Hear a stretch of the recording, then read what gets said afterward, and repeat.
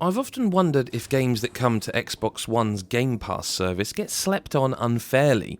The free nature of them means that games like Blue Manchu's roguelike first-person shooter definitely fits this mould of underloved, underappreciated gems. A sublime comic book aesthetic that cleverly doesn't overcomplicate the action with aiming down sights or complex mechanics when actually just running and gunning. It was a gem when it hit Microsoft's terrific Game Pass service back in 2019. Making the jump to Nintendo Switch has brought with it a few problems, however, some you'd expect and others that are surprising. First up, the age-old problem of tiny text rears its head here. The combination of a lower overall resolution and that gorgeous visual flair actually works against Void Bastards here.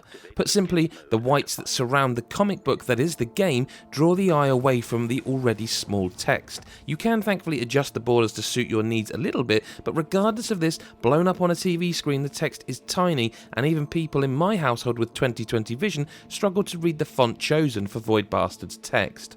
Ultimately, this isn't a huge issue when playing the shooter sections, which is the bulk of the action. It's visually the same game, albeit a lower quality overall image. I'm going to accept this kind of trade-off the longer the Switch gets great games coming to it, but Void Bastards also has a peculiar frame rate issue.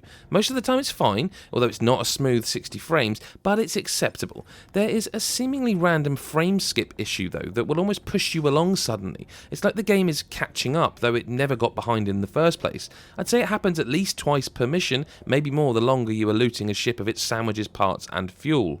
It maybe sounds worse than it is because what you are left with here is a solid, if not spectacular port of a game that people seem to talk about for 5 minutes and then forget. Void Bastards remains a slept-on gem that, despite Game Pass, seemed to vanish as quickly as it came, with a beautiful art style, tremendous humour and great voice work to boot, and a fun loot, upgrade, repeat mechanic surging through its core. It'd be a shame to not recommend it. So there you go, despite a few technical issues, some unique to this game and others that are basically Switch Report staples at this point, you can still go in knowing you're going to have a fun time with a game that really is a great fit for handheld gaming.